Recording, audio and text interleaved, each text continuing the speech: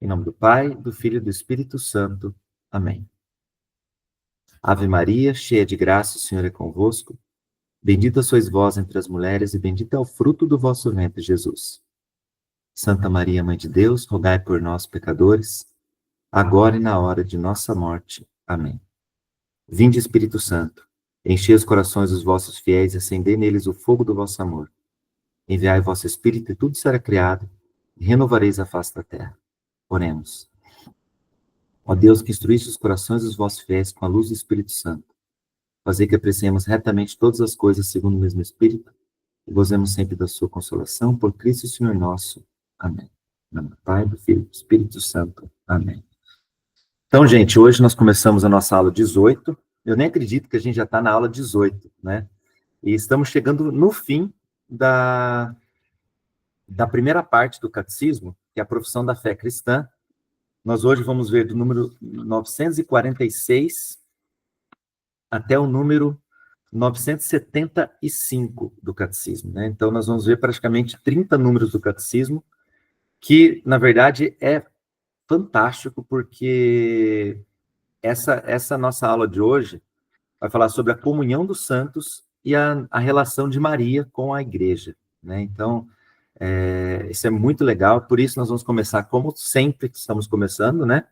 Com o Tratado da Verdadeira Devoção à Santíssima Virgem. No número 115.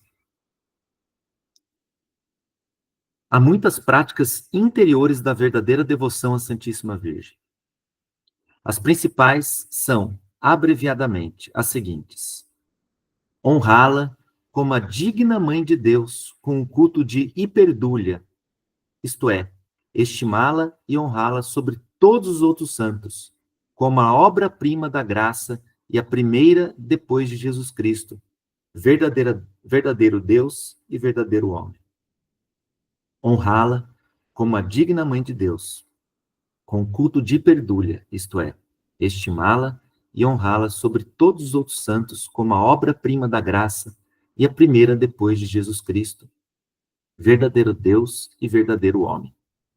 Vocês vão perceber que hoje, quando a gente for falar de Maria, vai falar especificamente sobre esse culto à Mãe de Deus, que é o culto de hiperdúlia. Eu vou explicar para vocês depois o que é dúlia, o que é hiperdúlia, né? O que é latria, né?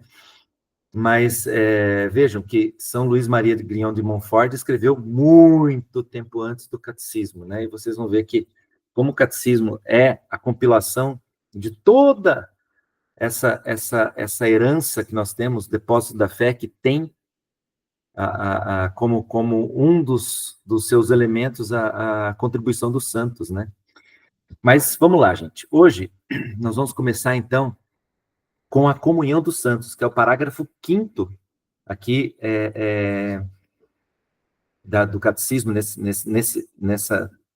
nessa sessão, que vai falar o seguinte, gente, que a igreja é a comunhão dos santos. Olha o que diz o número 946 do catecismo. Depois de ter confessado a Santa Igreja Católica, o símbolo dos apóstolos acrescenta a comunhão dos santos, né? Creio na Santa Igreja Católica, na comunhão dos santos. Depois na remissão dos pecados. Então, aqui, este artigo é, de certo modo, uma explicitação do anterior. Então, no anterior, a gente estava falando sobre a igreja, né? Creio na Santa Igreja Católica. É uma explicitação do anterior. O catecismo, ele faz uma seguinte pergunta aqui: o que é a igreja, se não a assembleia de todos os santos? É uma citação de São Nicetas de Remesiana, né? Eu não conhecia esse santo. O que é a igreja, se não a assembleia de todos os santos? A comunhão dos santos é precisamente a igreja. Então, gente, nós temos a igreja como a única família de Deus. Se nós pularmos lá por 959, nós vamos ter esse resumo, né? Todos os que somos filhos de Deus, aí todos que somos filhos de Deus, aí leia-se subentendido, todos que somos batizados, né? E constituímos uma única família em Cristo, enquanto nos comunicamos uns com os outros em mútua caridade e no mesmo louvor à Santíssima Trindade, realizamos a vocação própria da igreja. Então, todos que somos filhos de Deus e constituímos uma única família de Deus, uma única família em Cristo, né? Então, lembram, o batismo, ele nos torna membros do corpo de Cristo. Nós somos inseridos ao corpo de Cristo por meio do batismo. Ou seja, nós somos filhos adotivos de Deus em Cristo. Nós morremos e ressuscitamos com Ele. Então, enquanto nos comunicamos uns com os outros em mútua caridade, então vejam aqui, gente, o amor. Sempre o amor, né? Por isso que São João, quando quer fazer uma definição de Deus, ele fala o quê? Deus é amor, né? Por quê? Porque aqui, união, comunicamos uns com os outros em mútua caridade e no mesmo louvor à Santíssima Trindade, realizamos a vocação própria da igreja. Lembra-se muito bem daquela linha mestra, né? Que Deus nos quer fazer participantes da natureza divina. Deus nos quer fazer participantes do amor da Trindade. Então, essa é a nossa vocação. Então, sermos igreja é nos comunicarmos uns com os outros na perfeita caridade da Santíssima Trindade.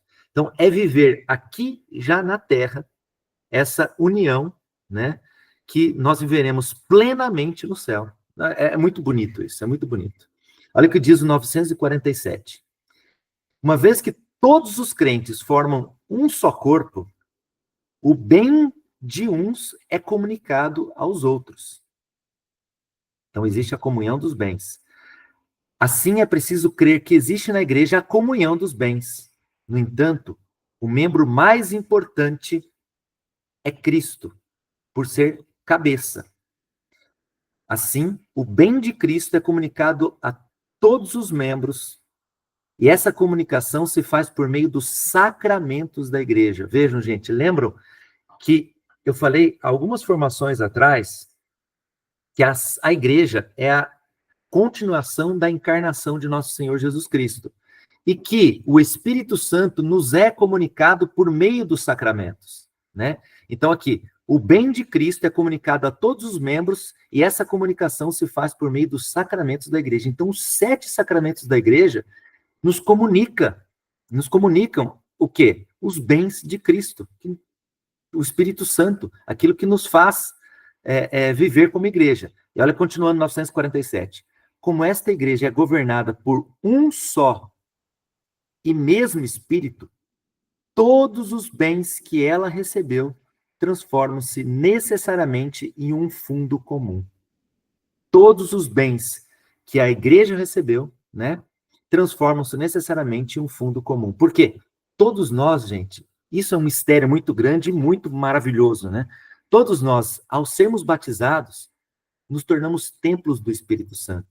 Todos nós, ao sermos batizados, temos no nosso coração, no nosso espírito, né, o Espírito Santo. Aquele pedacinho de nós que abriga o próprio Espírito de Cristo, né?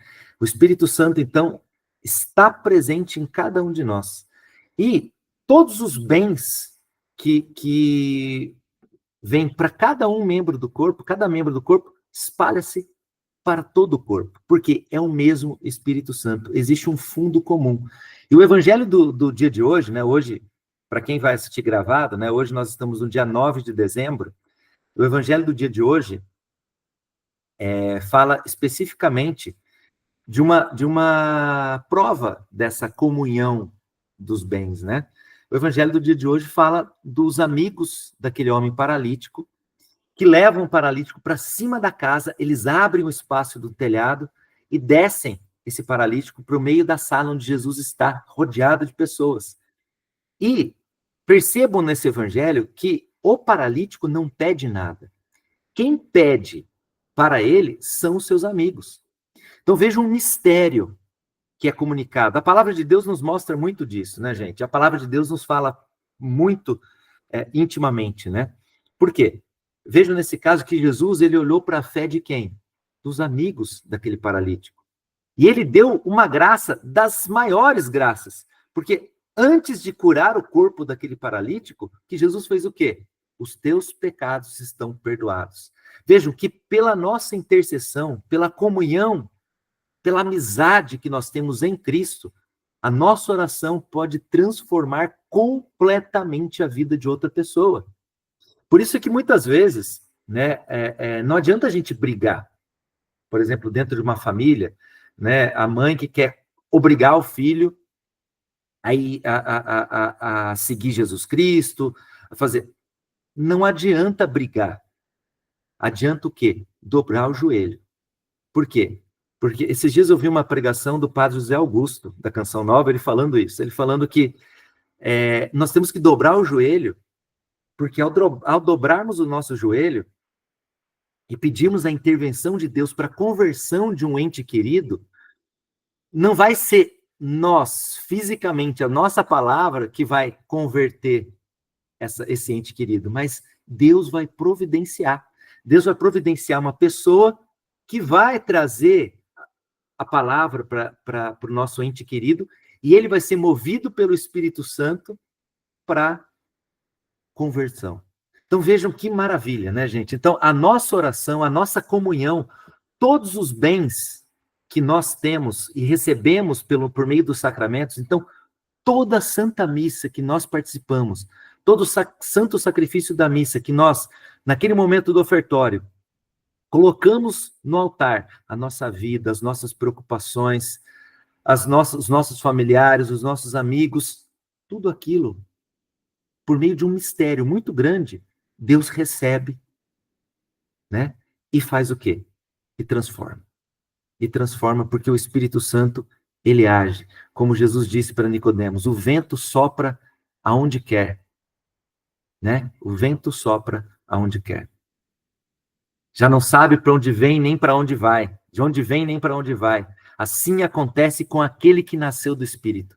Então, gente, é uma maravilha.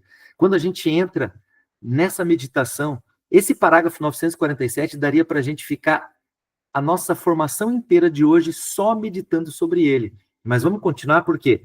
Porque a partir desse momento, nós vamos tendo a graça de entender o que é comunhão dos santos, né? Porque a comunhão dos santos, gente, é o quê? A comunhão dos santos é a comunhão nas coisas santas, que o catecismo chama de sancta, e a comunhão entre as pessoas santas, que o catecismo chama de sancti. Então, é a comunhão nas coisas santas. Então, nós entramos em comunhão nos sacramentos, né? Por meio dos sacramentos, nós entramos em comunhão, em unidade com o nosso Senhor Jesus Cristo. Todas as vezes que nós recebemos um sacramento, nós estamos entrando pessoalmente em união com Deus. E quando nós pessoalmente entramos em união com Deus, nós entramos em união com os nossos irmãos, que também entram em união com Deus. Então, a comunhão dos santos significa comunhão nas coisas santas, ou seja, Jesus Cristo, cabeça, comunica os seus bens para cada um de nós, e comunhão entre as pessoas santas, porque Deus não quis nos salvar sozinhos. Ele quis que nós vivêssemos em comunidade, em amor. Por isso que no início da igreja, e hoje tem que ser da mesma forma, as pessoas têm que nos reconhecer pelo amor. Olhem como eles se amam. É isso que precisa acontecer. Nós não precisamos de divisão dentro da igreja, como muitas vezes nós estamos vendo hoje. Nós não precisamos disso. Nós precisamos de amor, de doação de si mesmo, de querer o bem do próximo, né? Olha, o 948. O termo comunhão dos santos tem, pois, dois significados intimamente interligados: comunhão nas coisas santas e comunhão entre as pessoas santas. E aqui o catecismo vai fazer referência às liturgias orientais, às liturgias das igrejas do Oriente, que fala o seguinte: sancta sanctis, o que é santo para os que são santos. Assim proclama o celebrante, na maioria das liturgias orientais, no momento da elevação dos santos dons, antes do serviço da comunhão. Os fiéis, sancti, são alimentados pelo corpo e pelo sangue de Cristo, sancta, a fim de crescerem na comunhão do Espírito Santo, coinomia, e comunicá-la ao mundo. Pessoal, percebam que a comunhão dos santos tem como intenção a missão, porque a partir do momento em que nós recebemos os bens de Jesus Cristo, por meio dos sacramentos, especialmente da Eucaristia, nós nos unimos entre nós no Espírito Santo. Nós, cristãos, nos unimos entre nós no Espírito Santo para quê? Para nós comunicarmos essa maravilha, esse Espírito, essa palavra de Deus, essa boa nova para o mundo todo, para a missão. Percebam isso. Percebam que tudo vai levar aquilo que Jesus disse, né? Ide por todo mundo e proclamai o Evangelho, batizando-os em nome do Pai e do Filho e do Espírito Santo. Então, gente, essa é a nossa missão, né? Essa é a nossa missão. Nós temos que passar aquilo que nós recebemos. E se nós não recebermos, volto a insistir, se nós não tivermos essa íntima comunhão com Jesus Cristo, nós não conseguiremos passar os bens de Jesus Cristo. Se o Senhor nos cumula de bens, nós vamos passá-los para as pessoas, nós vamos comunicá-los aos próximos. Mas se nós não entramos em comunhão com Jesus, nós não temos o que passar. Não adianta técnica, não adianta a gente ler a melhor coisa para os nossos catequizandos, que nós não vamos conseguir passar para eles o que o Senhor nos dá, tá? Porque nós não temos. Nós só passamos aquilo que temos. Então, gente, aquilo que fala sancta sanctis, o que é santo para o que são santos. Então, gente, aqui nós passamos por 949, que vai falar da comunhão dos bens espirituais. Então, vamos começar a entender o que é aquilo que Jesus vem trazer para a gente, né? A comunhão nos bens espirituais. A comunhão na fé. Então, começa aqui. A comunhão na fé, a fé dos fiéis é a fé da igreja, recebida dos apóstolos, tesouro de vida que se enriquece ao ser compartilhado. Olha, gente, então a nossa fé é a fé da igreja. Por isso que quando eu ensino para os meus catequizandos o seguinte, olha o que eu falo. Eu falo assim, pessoal, se um dia algum amiguinho, alguém perguntar para vocês, que religião você tem? Que você é? Ele responde, eu sou católico. Mas o que vocês acreditam lá na Igreja Católica? Sabe, o que eu falo para os meus catequizanos? Quando perguntarem isso para vocês, vocês rezem o creio. Eu acredito em Deus Pai Todo-Poderoso, Criador do céu e da terra, e em Jesus Cristo, seu único Filho, nosso Senhor. Entenderam? Porque a nossa fé é a fé professada pela igreja. E a fé professada pela igreja é essa que nós estamos estudando aqui. Quando nós temos assim, é o símbolo dos apóstolos. É o símbolo niceno-constantinopolitano, né? Por quê? Porque lá é o resumo, né? Os 12 artigos de fé do símbolo dos apóstolos é o resumo da nossa fé. Então, a nossa fé é a fé da igreja, que foi o quê? É um tesouro de vida recebido dos apóstolos. Gente, a nossa fé é recebida dos apóstolos, porque assim quis Jesus. Não é algo que foi inventado pela Igreja Católica, isso, de maneira alguma. Assim quis Jesus, né? Jesus, quando constituiu a igreja, ele constituiu 12 pilares da igreja, os 12 apóstolos. Ele constituiu como chefe dos apóstolos Pedro, cujos sucessores são os papas no decorrer de toda a história da igreja. Então, esse depósito da fé que nós estudamos lá no início da nossa formação sobre o catecismo da Igreja Católica, esse depósito da fé, ele foi passado de geração em geração apostólica, né? Pela sucessão apostólica, pelo sacramento da ordem. E isso é um tesouro. É um tesouro. Por isso que dentro da igreja, nós temos o quê? Nós temos que compartilhar, porque vejam o que diz aqui o 949. A fé dos fiéis é a fé da igreja, recebida dos apóstolos. Tesouro de vida que se enriquece ao ser compartilhado. Olha como a fé é o contrário do que o mundo pensa, né? Enquanto no mundo se pensa em acumular riquezas, a nossa fé, quanto mais nós passamos, nós compartilhamos a nossa fé, mais esse tesouro aumenta, mais esse tesouro se enriquece, mais nós vemos pérolas preciosas crescendo na nossa igreja. Então percebam, gente, por isso que é nesse sentido que nós temos que entender a expressão que o Papa Francisco sempre usa, igreja em saída. Quando o Papa Francisco fala igreja em saída, ele está falando exatamente disso, de nós compartilharmos o tesouro da fé, do depósito da fé que é recebido dos apóstolos. Então, quando nós compartilhamos esse tesouro da fé, quando nós saímos, né, de nós mesmos, quando nós saímos da nossa preguiça, da nossa comodidade, e nós compartilhamos essa fé, saindo da nossa casa, indo para a nossa salinha de catequese, e compartilhando essa fé com os nossos 10 aluninhos que estão lá, o que a gente está fazendo, gente? A gente está enriquecendo, porque a partir do momento que nós enriquecemos, que nós compartilhamos essa fé com aqueles pequeninos, a fé deles vai ser aumentada, e isso, gente, só enriquece a igreja. Percebam, eles são batizados. A fé ainda está lá incipiente. A partir do momento que nós compartilhamos essa fé, e o Espírito Santo vai movendo o coração daqueles pequenos, e aquilo lá vai enriquecendo a igreja. Isso é maravilhoso. Então, nós temos uma comunhão na fé. 950, comunhão nos sacramentos. Gente, a cada sacramento é comunhão com Jesus. Por quê? Porque nos unem a Deus. Todos os sacramentos nos unem a Deus, principalmente a Eucaristia.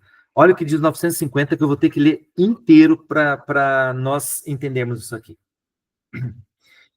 O fruto de todos os sacramentos pertence a todos os fiéis. Uma pausa. O fruto de todos os sacramentos pertence a todos os fiéis. Significa o quê? Que todas as vezes que eu, Vitor, recebo um sacramento, por exemplo, todas as vezes que eu vou me confessar, essa graça que me alcança, em primeiro lugar, também alcança a todos os fiéis. A partir do momento que eu recebo o perdão por meio do sacerdote, o que está acontecendo? Está acontecendo aquilo que Jesus fala quando um pecador volta para o reino de Deus. Ou seja, todo o céu rejubila, né?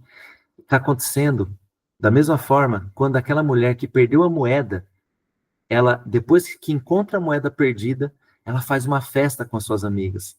Está acontecendo da mesma forma que aquele pastor que perdeu a ovelha perdida, né? Que encontrou a ovelha perdida, ele volta com aquela ovelha nos ombros e faz festa porque encontrou aquela ovelha. Ou seja, a cada sacramento recebido por cada um de nós trazemos um bem para toda a igreja, por todos aqueles que são fiéis, os quais, por meio dos próprios sacramentos, como por outras tantas ligações misteriosas, vejam, o mistério está por trás de tudo isso, são unidos e incorporados a Cristo. Gente, olha que riqueza isso aqui. A partir do momento que eu, Vitor, cada um de vocês, a Renata, a Elisa, a Amanda, a Virgínia, a Glória, recebe o sacramento, se une a Cristo, o que acontece? Cada um de nós consegue, por meio de uma intercessão, atingir aqueles que nós estamos orando por eles. Ou mesmo pessoas que nós nem conhecemos. Quando, por exemplo, nós somos consagrados a Nossa Senhora e tudo aquilo que nós recebemos de graça, nós colocamos nas mãos dela para que ela distribua. Gente, olha como uma graça advinda de um sacramento, advinda diretamente de Cristo, pode nos atingir e atinge as outras pessoas. E aqui continua o catecismo. Sobretudo o batismo é, ao mesmo tempo, porta pela qual se entra na igreja e vínculo de união com Cristo. Então, primeiro, quando uma criança é batizada, então, pensem vocês, gente, quando nós participamos de uma missa em que ocorre um batismo, né? A graça que advém desse batismo é algo que é inenarrável. A gente não consegue narrar. A gente não consegue descrever a graça que vem disso. Uma vez eu ouvi um padre falando, o padre Paulo Ricardo, num batismo, ele falou que no momento do batismo o céu se abre e aquela criança, ela é incorporada plenamente à igreja, ao corpo de Cristo, porque diz aqui, ó, é a porta pela qual se entra na igreja e o vínculo de união com Cristo. Então, imagina, dentro de uma celebração em que nós vemos um batismo, nós celebramos o batismo de uma criança, de um adulto, o que acontece? Essas graças, elas vêm sobre nós, né? Então, Amanda, o seu microfone está ligado, tá dando eco aqui. Se você puder desligar, eu agradeço.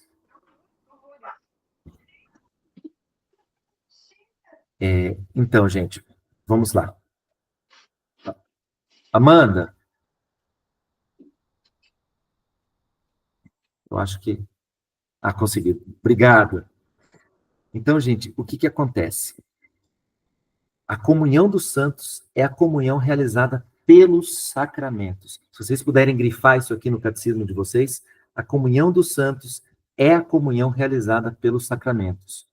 O nome comunhão pode ser aplicado a cada sacramento, pois todos eles nos unem a Deus. Contudo, mais do que qualquer outro, este nome convém à Eucaristia, porque é principalmente ela que consuma esta comunhão. Então, gente, todas as vezes que nós celebramos o santo sacrifício da missa e nós recebemos o corpo e o sangue de Cristo em comunhão, imaginem vocês que todos nós que estamos na Assembleia e recebemos o corpo de Cristo naquele momento, nós estamos numa união tão íntima, mas tão grande e tão forte que não tem quem separe. Naquele momento em que todos estão em contato físico com o nosso Senhor Jesus Cristo, percebam, gente, é um momento de graça tão grande, que os santos padres falam que se não fosse o santo sacrifício da missa, né, o mundo já teria acabado. A graça que advém de cada participação na Eucaristia renova o mundo. Nós não podemos ver com os nossos olhos, muitas vezes nós não podemos sentir, algumas vezes até podemos ver a transformação. Mas a graça que advém disso, aquilo que mantém o mundo ainda na graça de Deus, é a celebração da Eucaristia. Porque nesse momento, ocorre aquilo que os orientais falam, sancta sanctis, o que é santo para o que são santos. Naquele momento, nós nos unimos de maneira muito plena com Jesus Cristo, e todos nos unimos. Por isso que o Catecismo fala que a comunhão dos santos é a comunhão realizada pelos sacramentos, tá? Continuando, gente. A comunhão dos santos também é a comunhão dos carismas. O que significa isso? Significa que, na comunhão da igreja, o Espírito Santo distribui também entre os fiéis de todas as ordens graças especiais para a edificação da igreja. Portanto, a cada um é dada a manifestação do Espírito em vista do bem de todos. A cada um é dada a manifestação do Espírito em vista do bem de todos. Gente, eu já venho falando isso aí há algum tempo, né? Cada um de nós, gente, cada um de nós tem dons que o Espírito Santo coloca que nem as nossas impressões digitais. Cada um tem uma impressão digital, não é? As nossas impressões digitais, elas são únicas. E o Espírito Santo coloca em cada um de nós, porque nós somos, gente, cada ser humano é único, né? É irrepetível, é insubstituível. Percebam isso, gente. Cada ser humano é irrepetível. Você não vai ter um ser humano que se repete, mesmo que for um clone. Mesmo que for um clone, né? Não se repete, não é a mesma pessoa, né? É irrepetível e insubstituível e indispensável. Então, nós temos essas 3 características. Cada ser humano é irrepetível, é insubstituível e é indispensável. Por isso que o Espírito Santo coloca dons específicos para cada pessoa. Tem pessoas que têm o dom da intercessão, tem pessoas que têm o dom da palavra, tem pessoas que têm o dom da música, tem pessoas que têm o dom da mansidão, tem pessoas que têm o dom do conselho, tem pessoas que têm o dom da unidade. Então, vejam, gente, tudo isso serve para quê? Para edificação da igreja. Por isso que Deus quis que nos uníssemos em comunidade. Não existe aquela ideia que fala, eu rezo em casa. Eu não preciso ir para a igreja, porque eu rezo em casa. Isso não foi quisto por Jesus Cristo. O nosso Senhor não quis que nós nos isolássemos, tá? É claro, vamos colocar um parênteses aqui, tá? Quando nós falamos dos eremitas no nosso encontro passado, né? Está lá no 920, nós temos o quê? Nós temos pessoas que têm um dom especial, vejam bem, é um dom especial do Espírito Santo, pessoas que elas têm elas vivem o seu deserto. Por quê? Porque elas vivem o seu deserto para serem sinal da intimidade pessoal com Cristo. Por quê? Por meio da pregação silenciosa, ele entrega a sua vida para Jesus Cristo e eles combatem o bom combate por Cristo, porque eles têm um dom especial. E esse bom combate, como a gente já falou, dentro da comunhão dos santos, se uma pessoa tem esse dom, né, o dom da vida eremítica, o dom de viver num deserto, esses sofrimentos que essa pessoa passa nesse combate, eles jorram para toda a igreja. Por isso, gente, que, por exemplo, as irmãs do Carmelo, né, as irmãs carmelitas, muitas delas, né, que vivem na clausura, elas têm os seus filhos espirituais. Basta a gente ver a história de Santa Teresinha do Menino Jesus, né? Quando a gente vê a história de Santa Teresinha do Menino Jesus, nós vamos ver a história em que ela adota como filho espiritual dela um condenado, né? E essa história é maravilhosa porque ela fica sabendo que ele foi condenado à morte e ela se coloca, né, em intercessão por aquele homem, e no momento da execução dele, ele pede para beijar o crucifixo do padre que está lá. Ou seja, aí Santa Teresinha, ela tem a confirmação de Deus que toda aquela mortificação que ela fez por ele, aquelas pequenas obras, né? Aquela pequena via que ela seguiu em intercessão daquele homem, gerou graças que o converteu no final de sua vida. Então vejam que coisa maravilhosa, gente. Essa é a graça especial que cada um tem, né? Cada um tem essa graça para poder edificar a igreja. Continuando, temos a comunhão dos bens, 952, né? Tudo que o verdadeiro cristão possui deve considerá-lo como um bem que é comum a todos. E sempre deve estar pronto e disposto a ir ao encontro do indigente e da miséria do próximo. O cristão é um administrador dos bens do Senhor. Então, gente, aqui está a história da igreja. Quando nós vemos a história da nossa Santa Igreja, nós vamos ver o quê? Que foram os cristãos, no decorrer da história, que criaram todas aquelas instituições de quê? Para cuidar dos pobres, para cuidar dos doentes, para cuidar dos órfãos. Vejam a história das santas casas de misericórdia. Vejam a história dos orfanatos. Vejam a história dos vicentinos, de todas as instituições cristãs que fazem boas obras, né? Que dão comida para aquele que tem fome, que dão cobertores para aqueles que têm frio, que dão abrigo para aqueles que estão jogados ao relento. Ou seja, a nossa civilização hoje, ela se mantém em pé por causa das boas obras dos cristãos. E vamos colocar uma coisa bem clara aqui. As boas obras elas servem para quê? Para edificar o corpo de Cristo. Todas as boas obras, todos os atos de caridade feitos pelos cristãos no decorrer da história têm uma única finalidade, gente: a conversão dessas pessoas. Tem uma única finalidade: trazer essas pessoas para dentro do corpo de Cristo.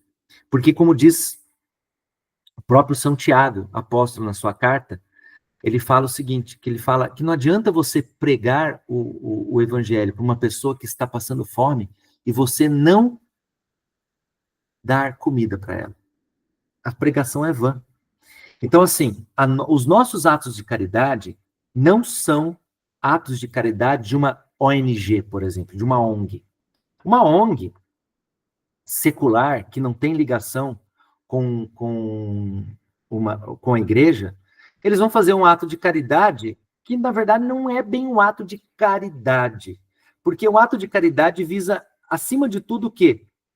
Fazer com que a pessoa se salve, com que a pessoa se torne membro do corpo de Cristo, né? É muito importante ter essas ONGs? Sim, eu não estou negando a importância deles, e vou dizer que para vocês o seguinte, que a atitude deles é inspirada pelo Espírito Santo também. É inspirada pelo Espírito Santo, porque todo bem que se faz no mundo é inspiração do Espírito Santo, é o Espírito Santo que age. Todo bem que o ser humano faz é o Espírito Santo que age, mas não basta. Por isso que nós, igreja, não podemos ser ONG. Não podemos, por exemplo, numa pastoral social da igreja, se pautar simplesmente assim, a minha participação vai ser o quê? Vai ser, distribuir cesta básica num bairro pobre. Beleza, só isso, eu não preciso da missa, eu não preciso rezar meu rosário, eu não preciso fazer minhas orações diárias. Não! Se você não está em comunhão íntima com Cristo, por meio dos sacramentos, aquela obra que você fez, não vale. Não vale. O que eu digo não vale? Porque aquilo que São Paulo fala, aquilo que se faz, a fé sem obras é morta. Lembram? A fé sem obras é morta. Ou seja, a obra sem fé também não vai.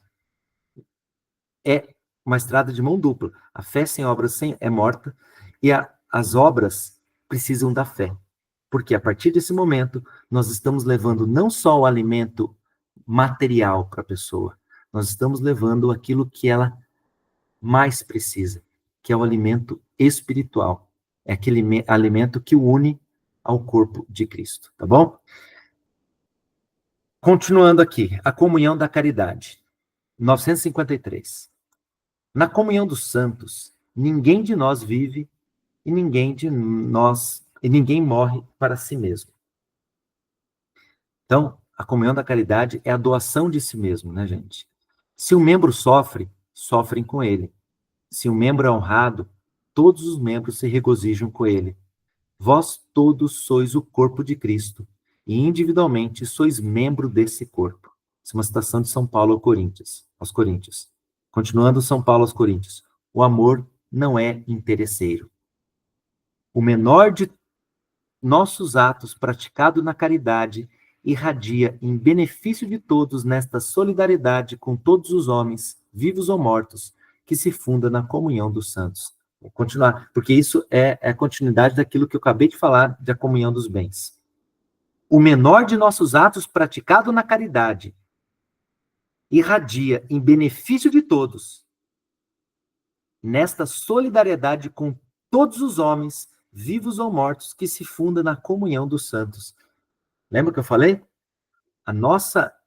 Esses atos de caridade, elas têm que ser fundados, esses atos de fraternidade, de caridade, têm que ser fundados na própria caridade. Por quê? Porque vai irradiar de forma misteriosa para todos os homens, vivos ou mortos. Por quê? Porque isso se funda na comunhão dos santos, gente. E a comunhão dos santos, como a gente vai lembrar, é a própria igreja. A comunhão dos santos é a própria igreja, onde Cristo, cabeça, irradia todos os seus bens para todos os seus bens para todos os membros da igreja. Então é um mistério total. Então, esses atos de caridade, eles são esses atos de amor, de doação de si mesmo, né? De querer o bem do próximo, né? É quando Jesus fala que o menor desses atos que fizestes a esses pequenos, o menor desses homens, fizestes a mim, né? Por quê? Venham a mim, benditos de meu Pai, porque me destes, eu tive fome e me deste de comer, eu tive sede e me deste de beber, eu estava com frio e me destes coberta. Ou seja, tudo aquilo que a gente faz visando o amor de Cristo, nós estamos fazendo por próprio Senhor, tá? Isso é uma coisa espetacular. Eu tava esses dias numa conversa entre amigos, eu estava falando de uma experiência mística que Thomas Merton, quem nunca ouviu falar de Thomas Merton, procure, pesquise sobre Thomas Merton. Thomas Merton, ele foi um monge americano, ele se converteu mais velho, mas um dia ele teve uma experiência mística, né, que ele estava no centro de uma grande cidade, e ele, por graça de Deus, ao ver as pessoas andando na rua, ele conseguiu ver o plano de Deus para cada uma dessas pessoas. Ou seja, ele viu o quanto cada ser humano é importante para Deus. Que Deus tem um plano para cada um. Então, assim, aquilo que nós fazemos para o próximo, o amor que nós dispensamos a qualquer um, gente, a qualquer um. Por isso que Jesus falava para a gente amar os nossos inimigos.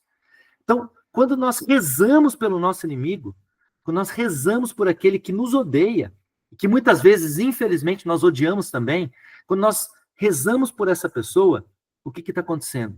Nós estamos pedindo a graça de Deus para aquela pessoa, que Deus tem um plano para ela. Eu sempre falo para as minhas filhas, né, quando elas falam que não gostam de alguma pessoa, eu falo, filha, Jesus morreu por essa pessoa também. Jesus morreu por ela. Jesus, naquele momento que estava na cruz, agonizando, ele pensava nela. Então, quem somos nós? Quem somos nós para desprezar essa pessoa? Então, entende, gente, que a coisa é muito séria. E aqui a igreja coloca, né?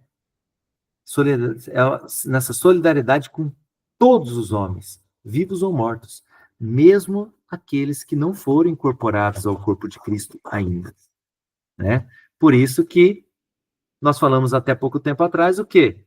Que essa comunhão nossa, ela tem que ser compartilhada. É a nossa missão. Nós temos que trazer pessoas. Isso é amar o próximo, tá certo? E aqui o final. Todo pecado prejudica esta comunhão. Isso é muito sério. Porque a partir do momento em que nós, amando, nós fazemos e permitimos que Deus irradie o seu amor para todos, quando nós viramos nossas costas para Deus, quando nós pecamos, nós também estamos fechando portas, gente. Então, mas eu pratico um pecado só eu sozinho na minha casa, não estou incomodando ninguém. Está. O nosso mais mínimo pecado fecha portas. Então, guardem isso. Os nossos pecados fecham portas. Os nossos pecados, em vez de abrir espaço para Jesus agir nessa comunhão dos santos, ele fecha, porque é o virar as costas para Deus. Quando nós viramos as costas para Deus, por mais que esse pecado seja íntimo, por mais que esse pecado seja desejar a mulher do próximo, vejam bem, quando Jesus fala que o olhar é luxurioso, né, para a mulher do próximo, ou para qualquer mulher, né? Isso o São João Paulo II explica na Teologia do Corpo, que inclusive você olhar de maneira luxuriosa para a própria esposa, ou seja, olhá-la como objeto, você já está pecando.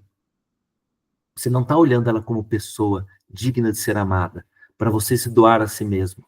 Mas o menor esse olhar já é um pecado. Então vejam bem, gente, esses pecados que nós falamos que é íntimo, mas não faz mal para ninguém, né? Que nem as pessoas falam, né? Infelizmente, nós temos padres que falam que a masturbação não faz mal para ninguém. Então, tem padre... Gente, é muito sério isso. Tem padre que, em confissão, fala para jovens que eles podem se masturbar, porque isso não faz mal para ninguém. Isso alivia. Por favor, isso fecha a porta. Então, vejam, essa é uma visão carnal da igreja. Carnal não no sentido da carne criada por Deus, mas carnal mundana mesmo. Naquela questão de mundanidade. No sentido de que do mundo como algo que vira as costas para Deus. Porque quando nós falamos que Deus criou o mundo, Deus criou um mundo bom. Né? Se nós vemos a narração do Gênesis, né? Tudo que Deus fez é bom. Mas quando a gente fala em mundo, aqui no sentido de mundanidade, é um mundo caído, é o pecado. Então vejam bem, essa é uma visão, por exemplo, quando eu falei da questão da masturbação, que tem padre que fala que isso não é errado, o que vai totalmente contrário ao próprio catecismo da igreja, a própria fé da igreja, né? Está fechando essa visão. A visão desse padre é uma visão, infelizmente, muito mundana. É uma visão do mundo aqui, e não na visão da graça. Porque, gente, a partir do momento que nós vivemos a fé, como a igreja sempre professou há 2000 anos, nós vamos perceber o quê? Que nós não vivemos somente neste mundo. Nós vivemos em comunhão com toda a igreja. Esse é o próximo tópico. A comunhão entre a igreja do céu e a igreja da terra. Então, gente, o catecismo fala aqui dos 13 estados da igreja, 954. Até que o Senhor venha em sua majestade e com ele todos os anjos, então, ou seja, até a segunda vinda de Jesus, e tendo destruído a morte, todas as coisas lhe forem sujeitas, alguns dentre os seus discípulos peregrinam na terra. É o que nós chamamos de igreja militante. Terminada essa vida, estão se purificando. É a igreja padecente. Outros regozijam-se na glória, contemplando claramente o Deus Trino e Único, assim como é a igreja triunfante, que é uma só igreja. Tá? Então percebam isso aqui, gente. Nós estamos falando o quê? Que a igreja não é somente a igreja que nós vivemos aqui na Terra. A igreja, ela é esposa de Cristo. Ela já está na glória, gente. Percebam isso, ela já está na glória. Nós vamos ver logo mais que Maria já antecipa tudo isso. Maria é a rainha. Quando a gente fala que Maria é a rainha, que é a nossa rainha, por quê? Porque ela já triunfa na glória de corpo e alma. Os santos que estão em espírito lá no céu agora, nesse momento, na igreja triunfante, fazem parte dessa igreja. Aqueles que estão no purgatório, na igreja padecente, eles também fazem parte da igreja. Perceba aqui 955, gente. 954 ainda, né? Todos, porém, ainda que em diferentes graus e modos, então, aqueles que estão aqui na igreja militante, nós que estamos aqui hoje falando, né, por meio virtual, nós fazemos parte da igreja militante, nós estamos nesse mundo ainda, nós estamos no mundo, mas nós não somos do mundo, né? Participamos da mesma caridade de Deus e do próximo, e cantamos o mesmo hino de glória ao nosso Deus. Gente, São João Paulo II, quando fala que a Santa Missa é o céu na terra, é isso. É quando nós estamos na Santa Missa, gente, quando nós estamos participando do santo sacrifício da missa, nós estamos reunidos. Por isso que, ao cantarmos o glória, nós estamos cantando glória com todos os anjos, com todos os santos. Ao cantarmos o santo, santo, santo, santo é o Senhor Deus do universo, o céu e a terra proclamam a vossa glória. É isso, o céu e a terra proclamam a vossa glória. Hosana nas alturas, salva-nos nas alturas, é o que significa hosana. Salva-nos nas alturas. Bendito que vem em nome do Senhor, hosana nas alturas, porque naquele momento Cristo vem no altar. Gente, então, nós, no santo sacrifício da missa, nós estamos junto com aqueles nossos entes que foram para o céu já, aqueles nossos entes que estão padecendo no purgatório. Nós estamos todos unidos. Nós não enxergamos, mas nós estamos todos lá naquele momento. Todos quantos são de Cristo, tendo, pois, o seu Espírito, congregam-se em uma só igreja e estão entre si unidos a ele.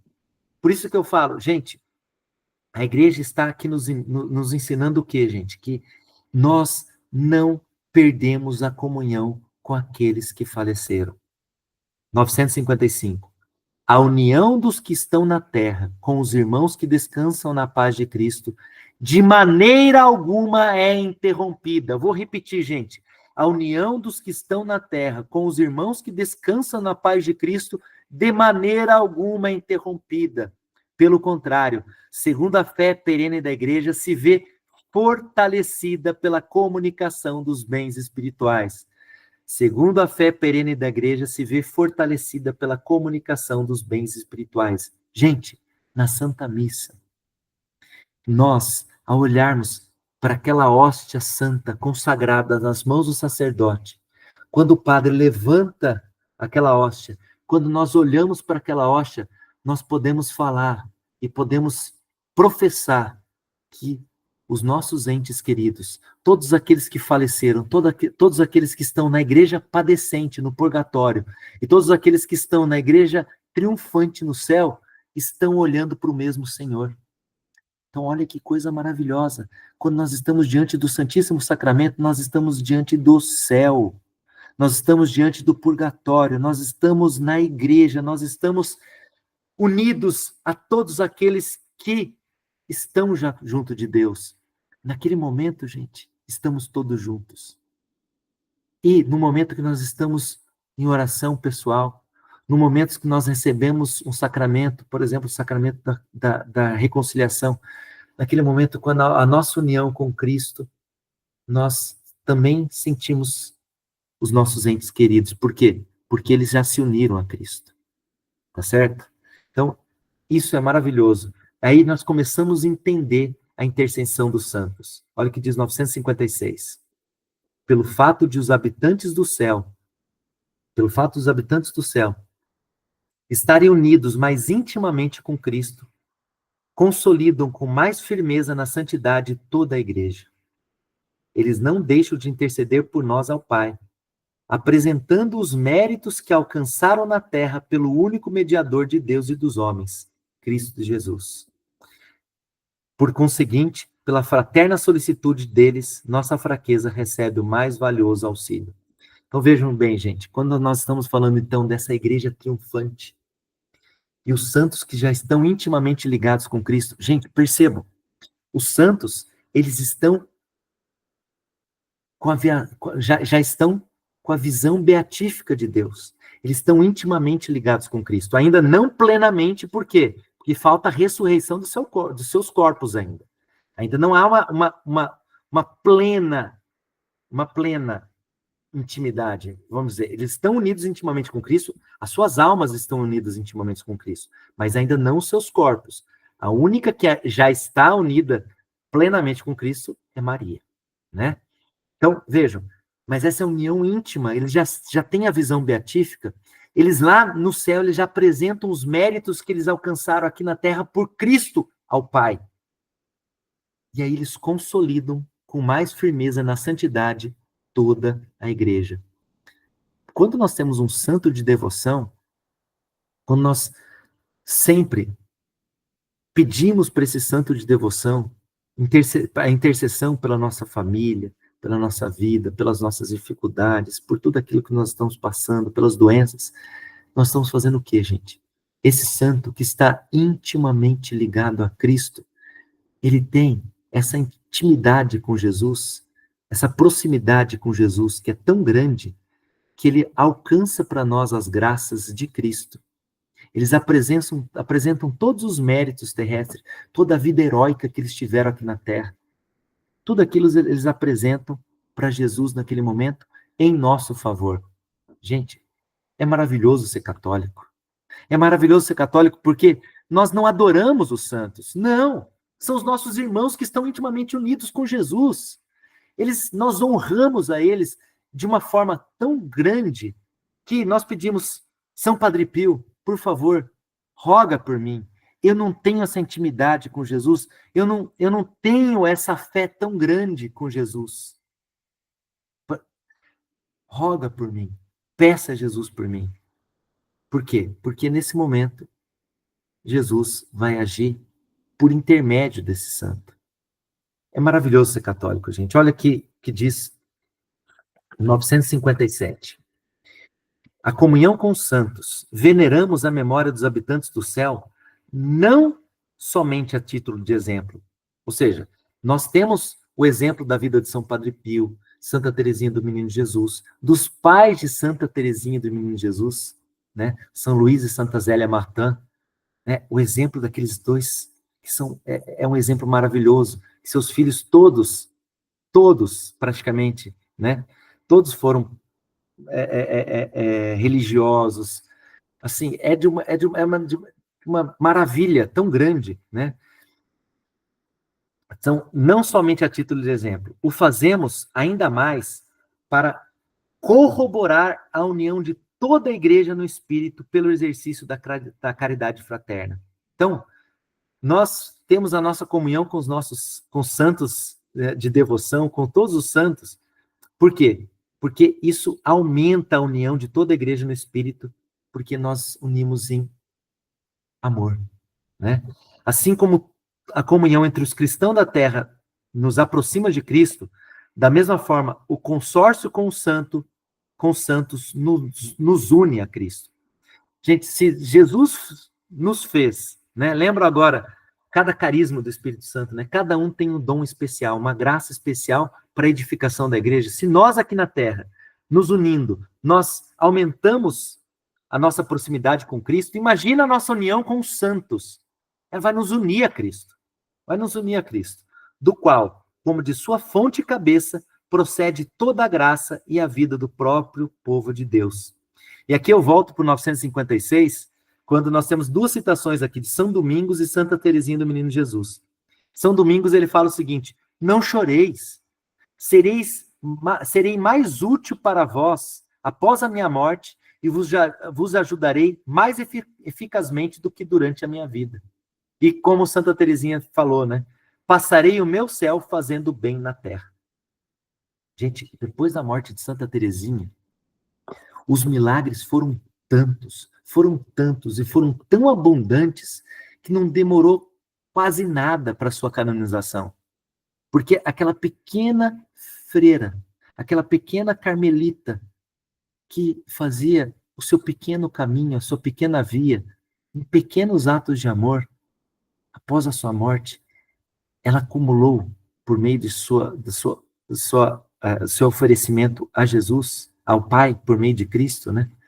Ela nos acumulou de tanta graça, de tantas graças, que é uma coisa impressionante, né? É uma coisa impressionante, tá? Então, vejam bem, a comunhão dos santos é maravilhosa, é demais, e isso nos leva a pensar qual a nossa relação com os nossos falecidos, né? A comunhão com os falecidos, gente, está lá no 958. Reconhecendo plenamente esta comunhão de todo o corpo místico de Jesus Cristo, a igreja terrestre, né, a igreja militante, desde os primeiros tempos da religião cristã, venerou, com grande piedade, a memória dos defuntos. E porque é um pensamento santo e salutar rezar pelos defuntos para que sejam perdoados seus pecados, também ofereceu sufrágios em favor deles. Então, aí está as missas de sétimo dia, né? A missa de um ano de falecimento, de 5 anos de falecimento, de 10 anos de falecimento. O que é isso, gente? É que aqueles que faleceram, então nós rezamos por todos os falecidos, isso é importante dizer, né? A igreja não fala que a pessoa foi para o inferno, né? Nós não acreditamos, quer dizer, nós não acreditamos, não é isso. Nós não podemos falar, ele foi para o inferno. Não. Nós não conhecemos o quão grande é a misericórdia de Deus, né? Nós não podemos falar, ele foi para o inferno, ele foi para o inferno. Não, nós não podemos falar isso. Sabendo que pessoas vão para o inferno, tá? Isso não quer dizer que pessoas não vão para o inferno, tá? Como Nossa Senhora mostrou para os pastorinhos de Fátima, as pessoas caindo no inferno, né? E pediu para que os pastorinhos de Fátima oferecessem as suas vidas em sacrifício por esses pecadores, para que elas não vão para o inferno. Então, o inferno existe, né? Está cheio de anjos, né? E de pessoas que, infelizmente, viraram as costas para Deus. Mas nós não podemos falar este ou aquela foi para o inferno. Eu acho que deu para entender, né, gente? Por isso que nós rezamos por todos os nossos falecidos. Por quê? Porque nós rezamos pelas almas que estão no purgatório. Nós rezamos pelos nossos falecidos porque nós temos a esperança de que os nossos falecidos estejam no purgatório e, pela graça de Deus, no próprio céu, na igreja triunfante. Então, essas nossas orações, elas é pelo sufrágio da alma deles, né? Por quê? Para que eles alcancem mais rapidamente o céu. Por isso que existem as indulgências no dia de finados, né? A indulgência do dia de finados é para quê? Para que nós, na igreja terrestre, nós ofereçamos nossos sacrifícios por aqueles que estão na igreja padecente, na igreja sofredora, que é o purgatório, né? Para que eles alcancem, pelas nossas orações, a graça de ter a visão beatífica de Deus no paraíso. Então, isso é muito importante, isso é essencial e é um mistério, né? Então, a nossa oração pelos defuntos, gente, ajuda-os e olha o que diz o catecismo. Nossa oração por eles pode não somente ajudá-los, mas também tornar eficaz sua intercessão por nós. Gente, nossa oração pelos defuntos também torna eficaz a intercessão deles por nós. Eu acredito que o meu Pai está intercedendo por mim, seja no purgatório, seja no céu. Eu acredito que meu Pai já esteja no céu. Por quê? Porque eu já ofereci, né, o meu sacrifício no dia de finados pela indulgência plenária do meu Pai, para o meu Pai, né? Então eu acredito que Ele está intercedendo por mim. Então vejam que coisa maravilhosa é a comunhão dos santos, gente. A comunhão dos santos, gente, ela é algo maravilhoso e isso é resumido de maneira perfeita no número 962. É uma citação de São Paulo VI. Cremos na comunhão de todos os fiéis de Cristo, dos que são peregrinos na terra, dos que cumprem sua purificação, dos bem-aventurados no céu. Todos juntos formam uma só igreja. Cremos que nesta comunhão o amor misericordioso de Deus e de seus santos está sempre à escuta de nossas orações. Gente, isso é fantástico. Isso é demais. É demais. Por quê? Porque a gente sabe que nós, ao vivermos em comunidade aqui na Terra, nós estamos vivendo em comunidade com todos os nossos santos. Todos aqueles falecidos que morreram em união com nosso Senhor Jesus Cristo. E agora, falar em união com nosso Senhor Jesus Cristo, nós passamos para parágrafo 6º, aqui, falando de Maria, mãe de Cristo e mãe da igreja. Eu vou acabar a aula de hoje com Maria, tendo em vista que nós acabamos de celebrar a solenidade da Imaculada Conceição ontem, no dia 8 de dezembro de 2024, tá? Então, estamos em 8 de dezembro de 2024, como essa aula vai ficar gravada, não sei por quanto tempo, né, as pessoas vão continuar assistindo essa aula, mas ontem nós tivemos a celebração da solenidade de Maria Imaculada, né? Imaculada Conceição de Maria, e eu quero começar lendo o 963 do Catecismo. Depois de termos falado do papel da Virgem Maria no mistério de Cristo e do Espírito, convém agora considerar seu lugar no mistério da Igreja.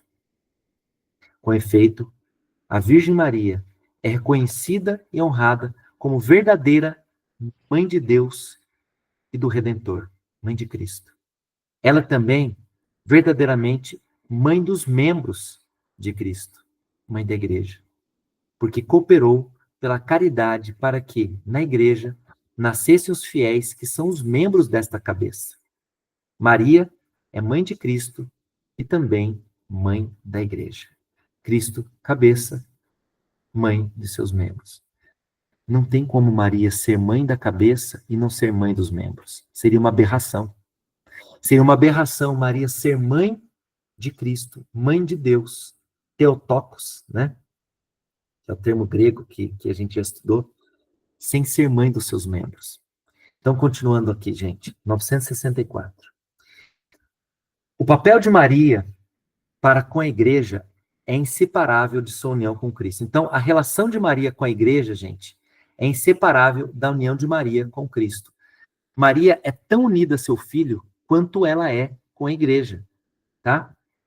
Decorrendo diretamente dessa união. Essa união de Maria com seu filho, na obra de salvação, manifesta-se desde a hora da concepção virginal de Cristo até a sua morte. Ela é particularmente manifestada na hora da paixão de Jesus. Então, gente, olha aqui. A união de Maria com a igreja, ela é manifestada desde sua união, da concepção virginal de Cristo, né? Até a paixão de Jesus. Olha o que diz essa citação, que é uma citação da Lumen Gentium do Concílio Vaticano II. A bem-aventurada Virgem avançou em sua peregrinação de fé. Manteve fielmente sua união com o Filho até a cruz, onde esteve de pé, não sem desígnio divino, e sofreu intensamente junto com seu unigênito. Com ânimo materno, associou-se a seu sacrifício. Então, ela associou-se ao sacrifício de Cristo. Por isso que Maria é tida como corredentora, gente. Corredentora. Consentindo com amor na imolação da vítima por ela gerada. Finalmente, pelo próprio Jesus agonizante na cruz, foi dada como mãe ao discípulo com essas palavras: mulher, eis aí teu filho. Gente, uma coisa muito importante aqui, né? Nós vamos ver aqui no 966, né, que Maria, ela foi imune de toda culpa original, né?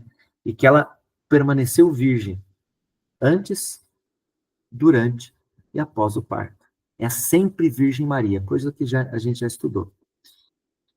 Aqui, o 964, especialmente quando fala que essa união de Maria com seu filho na obra da salvação manifesta-se desde a hora da concepção virginal até sua morte, e que ela é particularmente manifestada na hora da paixão de Jesus, nós podemos fazer a seguinte reflexão aqui.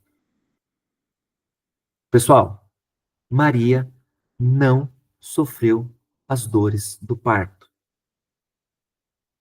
As dores do parto foram sofridas por Maria na paixão de Jesus.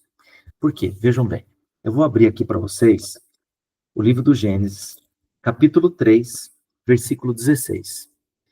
Quando após a queda, né, Deus fala para a mulher: multiplicarei as dores de suas gravidezes, na dor darás à luz filhos.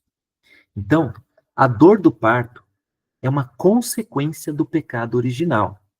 Se a dor do parto é uma consequência do pecado original, e Maria, ela foi preservada do pecado original, ou seja, ela foi concebida de forma imaculada. Ou seja, a Imaculada Conceição de Maria significa que ela foi preservada de todo o pecado. Ela foi preservada de toda a culpa original, de toda a mancha da culpa original. Portanto, Maria foi preservada das dores do parto. O parto de nosso Senhor Jesus Cristo foi um parto milagroso. Foi um parto milagroso. Por isso que eu não assisti esse filme ainda que estreou no Netflix agora, semana passada, que é a Virgem Maria, mas eu vi o trailer, e no trailer mostra Maria tendo as dores do parto. Então, assim, tá errado. Não teve. Segundo a nossa fé, Maria não teve as dores do parto. Por quê? Porque ela foi preservada da mancha original, portanto, ela foi preservada das consequências do pecado original. Tudo bem? Isso significa o quê? Significa que ela, ao dizer o seu sim na concepção virginal de Cristo, ela disse o sim até a morte de Cristo. Porque quando ela foi apresentar Jesus no templo, o que foi dito a ela? Que uma espada transpassará o seu coração. E essa espada transpassará o coração de Maria quando, gente?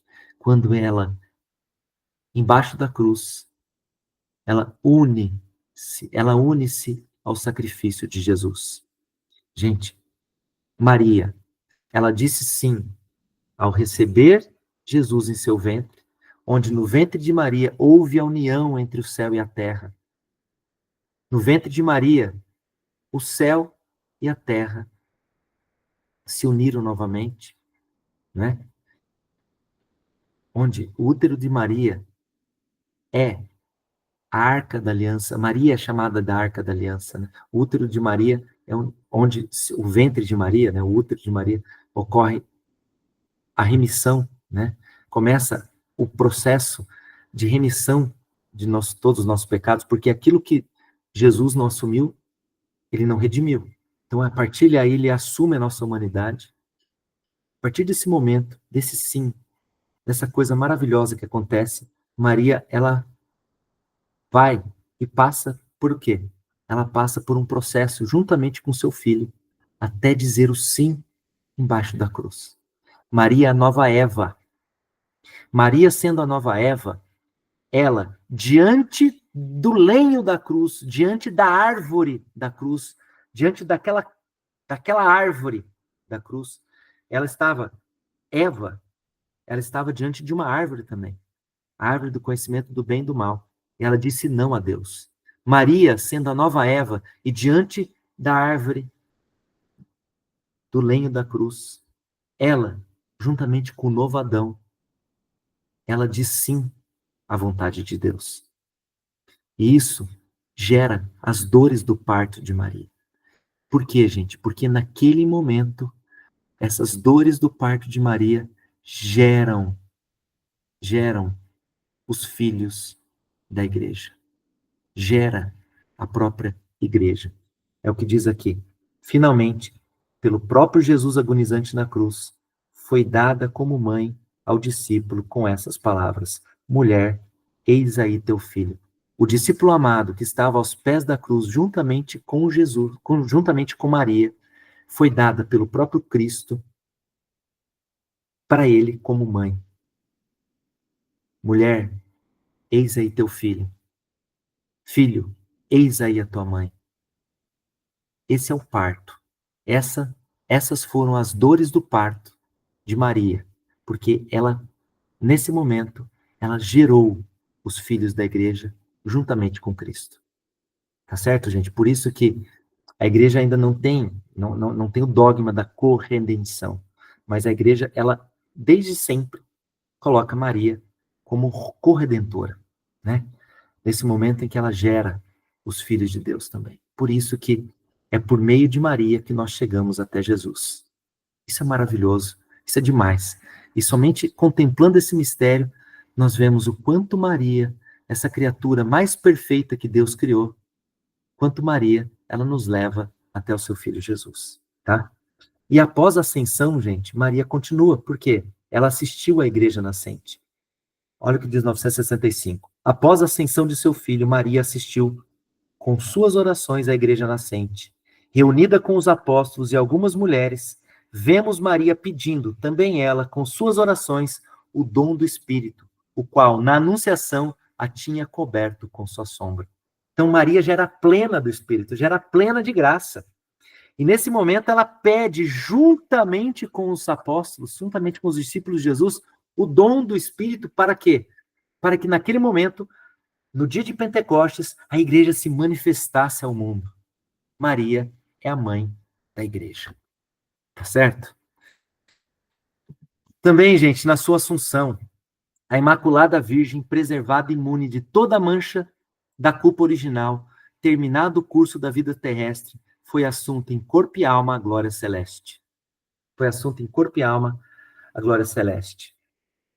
Para que mais plenamente estivesse conforme a seu Filho, Senhor dos senhores e vencedor do pecado e da morte. Foi exaltada pelo Senhor como rainha do universo. Gente, olha que coisa maravilhosa. Isso aqui é uma citação, né, da Lumen Gentium, que cita o Papa Pio XII quando proclama o dogma da Assunção de Nossa Senhora, né? Então, gente, a Assunção da Virgem Maria é singular participação na ressurreição de Cristo, seu Filho, e antecipação da ressurreição dos outros cristãos. Como eu já disse até então, né? Maria, ela está de corpo e alma no céu. Ela já está participando da ressurreição de Cristo de forma plena. Por isso que Maria, ela é, na verdade, a figura da igreja. né? Nós vamos ver logo adiante. Mas ela já antecipa a ressurreição dos outros cristãos. Ela antecipa a, a nossa união corporal, a ressurreição da carne, como a gente vai estudar lá na frente, ainda esse ano. A ressurreição da carne, Maria já antecipa. Maria já antecipa. Então, ela foi preservada de toda a mancha original e ela já está no céu, antecipando a ressurreição dos outros cristãos. Olha o que diz aqui, um trecho da liturgia bizantina, gente. A citação de 966. Em vosso parto, guardastes a virgindade. Em vossa dormição, não deixaste o mundo, ó Mãe de Deus. Foste juntar-vos à fonte da vida, vós que concebestes o Deus vivo, e por vossas orações livrareis nossas almas da morte. Então, Maria, ela se une tudo a Jesus, né? Como diz alguns santos padres, né, falam que quando fala da dormição de Maria, que Maria quis passar, Maria não precisava morrer, mas ela quis passar por tudo aquilo que seu filho passou. E a partir do momento em que ela é assunta ao céu, ressurreta, né, ela participa da ressurreição de Cristo, de corpo e de alma. E ela está plenamente unida ao Senhor. Por isso que ela é a nossa mãe, é a nossa rainha, tá bom? Ela é a mãe na ordem da graça, gente. É o que diz o catecismo aqui no 967. Maria, ela sendo modelo da fé e da caridade. Olha o que diz aqui. Por sua adesão total à vontade do Pai, à obra redentora de seu Filho, a cada moção do Espírito Santo, a Virgem Maria é para a Igreja o modelo da fé e da caridade. Com isso, ela é membro supereminente e absolutamente único da Igreja. Então, percebam que o catecismo ele vai numa subida, né?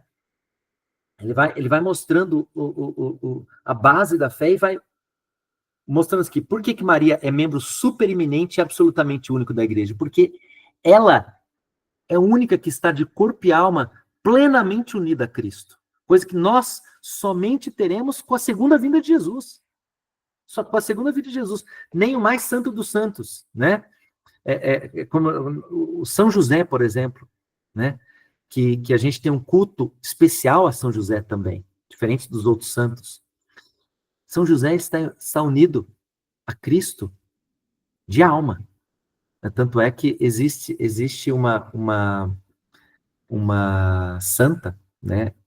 Santa Catarina, se não me engano, é Santa Catarina Emmerich, que ela fala que o corpo de São José está incorrupto em algum local que ninguém ainda descobriu.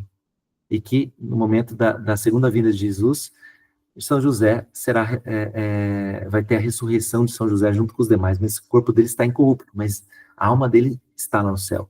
Mas Maria é diferente. Maria, ela é um membro supereminente e absolutamente único da Igreja, sendo até a realização exemplar, tipos da Igreja. Ou seja, a Igreja, a união de Cristo com a Igreja já foi e já aconteceu com Maria, né? Por isso que ela é a esposa de Cristo por excelência, né? Ela é a realização do que vai acontecer com a igreja no final dos tempos, né? A união de Cristo com a igreja, quando nós vemos lá no final do Apocalipse, a igreja se unindo com Cristo, com o seu noivo, a esposa e o esposo. Maria já realizou isso. Maria já realizou isso, tá? Aqui, continuando, 968. No entanto, seu papel em relação à igreja e a toda a humanidade vai ainda mais longe. Gente, vai ainda mais longe. De um modo inteiramente singular, pela obediência da fé, esperança, desculpa. De modo inteiramente singular, pela obediência, fé, esperança e ardente caridade, ela cooperou na obra do Salvador. Lembra que eu falei da corredentora? Para a restauração da vida sobrenatural das almas. Por esse motivo, ela se tornou para nós mãe da ordem da graça.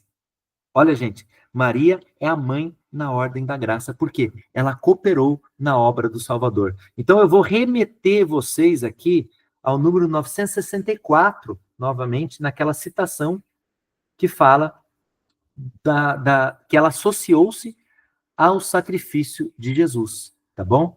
Então leiam de novo 964, a citação, que vocês vão entender claramente o que está dizendo aqui, que Maria é a mãe na ordem da graça. Continuando, 969. Esta maternidade de Maria na economia na graça perdura ininterruptamente, não acaba. Desde a concepção virginal de Maria até hoje, e eternamente isso vai acontecer, essa maternidade perdura ininterruptamente, a partir do consentimento que ela fielmente prestou na Anunciação e que, sob a cruz, resolutamente manteve. Ela disse sim, ela disse o seu fiat na Anunciação, e ela resolutamente manteve esse sim. Quando, gente? Ela manteve o sim debaixo da cruz, até a perpétua consumação de todos os eleitos. Assunta aos céus, não abandonou esse mundo salvífico, mas por sua múltipla intercessão, continua a nos alcançar os dons da salvação eterna. Por isso, a bem-aventurada Virgem Maria é invocada na Igreja sob os títulos de advogada, auxiliadora, protetora, medianeira de todas as graças, gente. Maria é medianeira de todas as graças. Então, como ela falou na sua aparição, a Santa Catarina Labouré, né?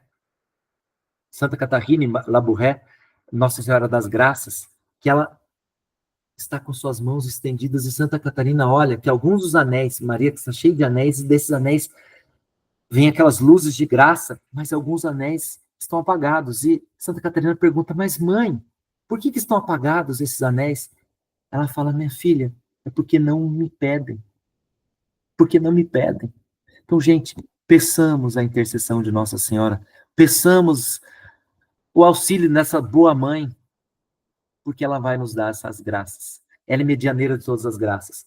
Agora, 970 vai explicar claramente isso, porque os nossos irmãos protestantes, infelizmente, entendem mal essa questão de Jesus sendo o único mediador. Ele é o único mediador e ninguém nega isso, ninguém nunca vai negar. Jesus é o único mediador.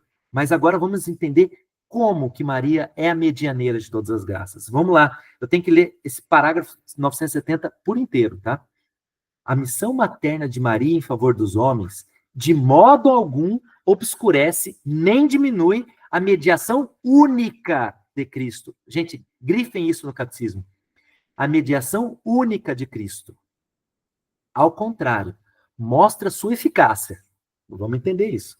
De fato, toda salutar ação da bem-aventurada Virgem, toda ação de Nossa Senhora, deriva dos superabundantes méritos de Cristo. Gente, então, tudo aquilo que Maria nos faz deriva de Cristo. Por isso que a devoção de Maria, a devoção de Maria é uma devoção cristológica. Ontem, na missa das 5 horas da tarde, na nossa paróquia, nós tivemos a consagração de muitas pessoas a Jesus Cristo pelas mãos de Nossa Senhora. É o que diz aqui o tratado.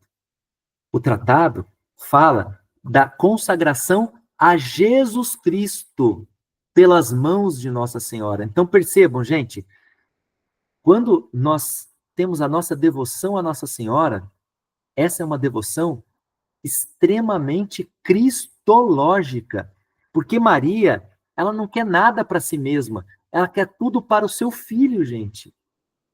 Maria, ela quer nos dar a Jesus por inteiro.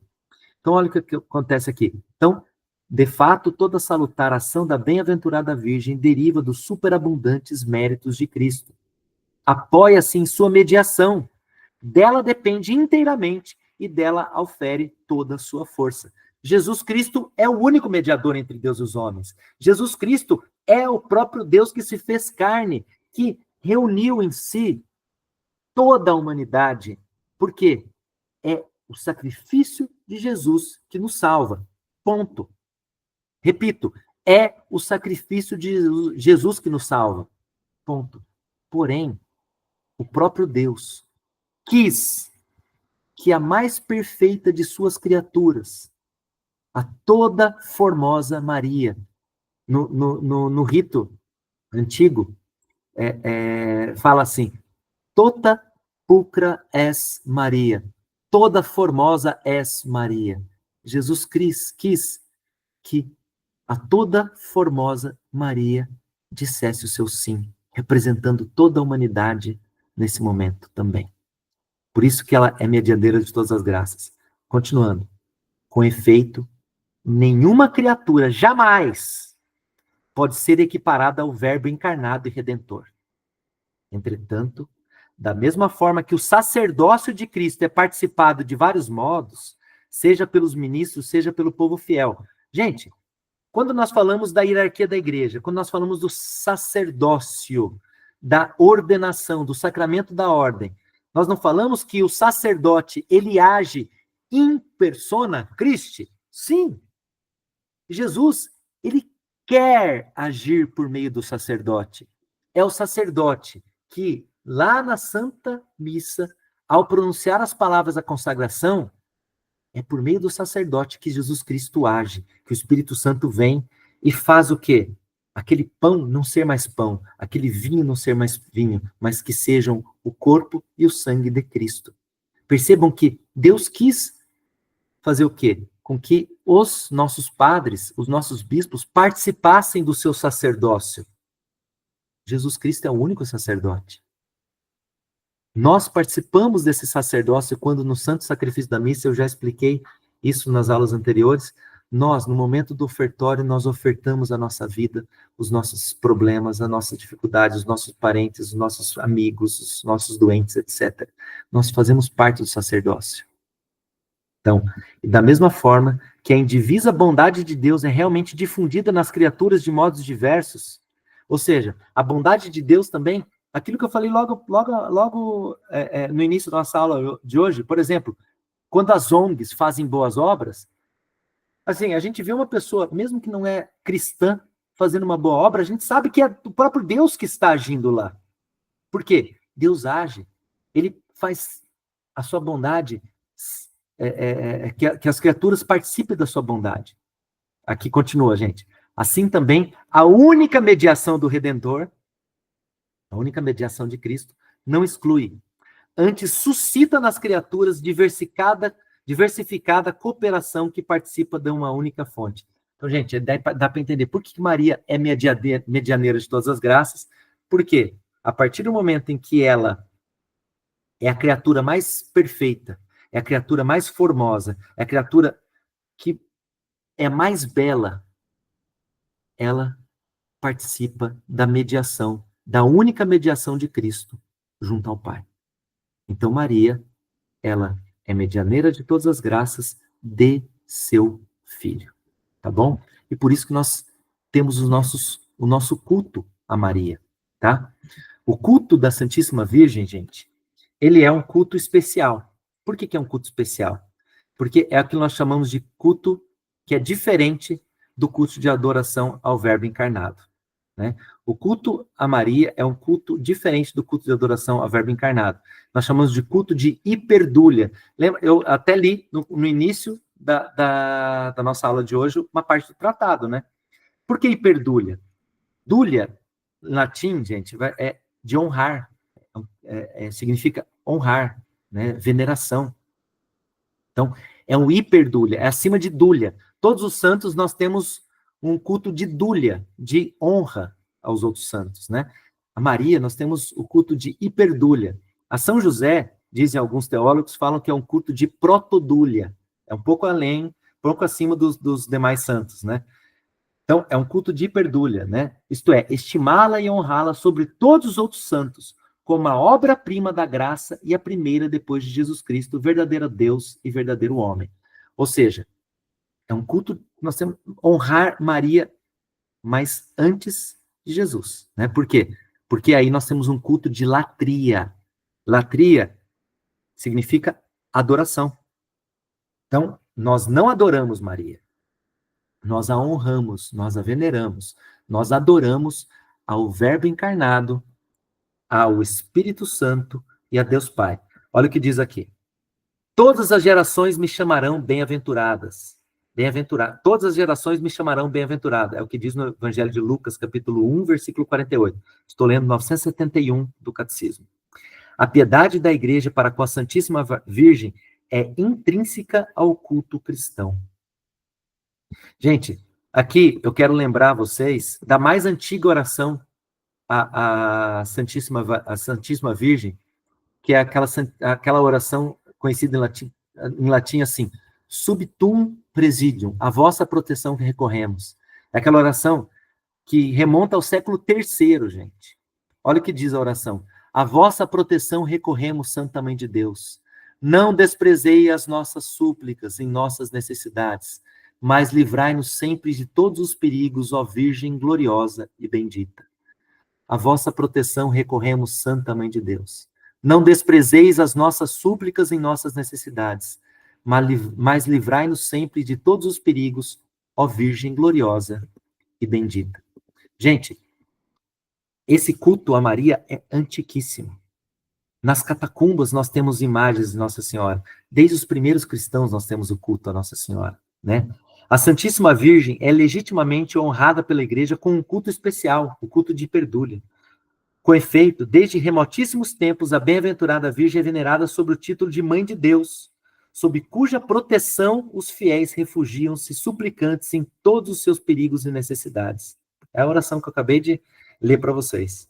Este culto, embora inteiramente singular, então é um culto totalmente singular, nós honramos a Mãe de Deus acima de todos os outros santos, mas é um culto que difere, é totalmente diferente, difere essencialmente do culto de adoração que se presta ao Verbo encarnado e igualmente ao Pai e ao Espírito Santo. Mas é um culto que favorece poderosamente ao culto de adoração, gente. Então, o culto a Nossa Senhora lhe favorece poderosamente ao culto de adoração. Por quê? Porque, gente, Maria só nos quer levar a Jesus. O sim de Maria na Anunciação e a permanência desse sim sob a cruz simplesmente é para nossa salvação. Ela nos quer levar a Jesus. Por isso que este culto encontra sua expressão nas festas litúrgicas dedicadas à Mãe de Deus, na oração mariana, tal como o Santo Rosário, resumo de todo o Evangelho. Então, gente, o que acontece, gente? Maria, quando nós rezamos o Santo Rosário, eu sou prova viva disso para mim mesmo, tá? É um testemunho que eu faço. A oração do terço diária, para mim, transformou minha vida. Transformou a minha vida. Por quê? Com a oração do terço diária, é a primeira coisa que eu faço no dia. A primeira coisa que eu faço no dia é me colocar de joelhos e rezar o Santo Terço. Porque eu aprendi que nessa oração do Santo Terço, Maria me coloca mais perto de Jesus. Cada vez que eu medito os mistérios do terço, porque, gente, meditar os mistérios do terço, como diz o Evangelho, como diz aqui o Catecismo, é um resumo de todo o Evangelho. O Rosário é um resumo de todo o Evangelho. Quando nós temos nossos mistérios gozosos, né, que vai pegar desde a Anunciação até a infância de Jesus, os mistérios luminosos, que vai pegar a parte da vida pública de Jesus, os mistérios dolorosos e os mistérios gloriosos, nós estamos meditando toda a vida de Cristo, pelas mãos de Maria. Maria nos toma pelas mãos e nos leva até Jesus. Por isso que, gente, quando o Catecismo fala que o culto a Maria favorece poderosamente ao culto de adoração a Deus uno e trino. O culto a Nossa Senhora nos leva até a união com Deus. E, para terminar a aula de hoje, que já deu nosso tempo, Maria é o ícone escatológico da igreja, 972. Lembram-se que todas as vezes que nós falamos de escatologia, nós estamos falando do fim dos tempos. Nós estamos falando da segunda vinda de Jesus. Então, Maria é o ícone escatológico da igreja. Olha o que diz o 972. Depois de termos falado da igreja, de sua origem, de sua missão, de seu destino, lembra? Nas outras aulas nós falamos tudo isso. A melhor maneira de concluir é voltar o olhar para Maria, a fim de contemplar nela, Maria, o que é a igreja em seu mistério. Maria é a figura da igreja, né, gente? Em sua peregrinação na fé. E o que ela, a igreja, será na pátria, ao término de sua caminhada, onde a espera, na glória da Santíssima e Indivisível Trindade, na comunhão de todos os santos, aquela que a igreja venera como a mãe de seu Senhor e como sua própria mãe. Então, gente, Maria é o ícone escatológico da igreja porque ela já está na glória de Deus, plenamente na glória de Deus. Então, como diz o catecismo, nós temos que olhar Maria como aquela peregrina da fé, né, Maria, como aquela figura peregrina da fé, e como nós seremos, a igreja será, no final de sua caminhada, quando Jesus voltar. Olha o que diz a citação lá do 972, eu termino aqui. Assim como no céu, onde já está glorificado em corpo e alma, a Mãe de Deus representa e inaugura a igreja em sua consumação no século futuro, da mesma forma, nesta terra, enquanto aguardamos a vinda do dia do Senhor, ela brilha como sinal de esperança e segura, ela brilha como sinal de esperança segura e consolação para o povo de Deus a caminho. Gente, hoje é só. Eu termino agora a nossa aula. Agradeço imensamente a paciência de vocês, né? Quem tiver alguma pergunta, é o momento. Mas vocês podem fazer pergunta depois no grupo, eu respondo, tá? Agradeço muito vocês. Semana que vem nós temos encontro novamente, tá? Nós temos mais 2 encontros, tá? Porque eu quero terminar a profissão da fé, que é a primeira parte do catecismo, ainda esse ano, para o ano que vem a gente começar a falar dos sacramentos, tá? Vou parar a gravação aqui. Muito obrigado. Fiquem com Deus, tá certo?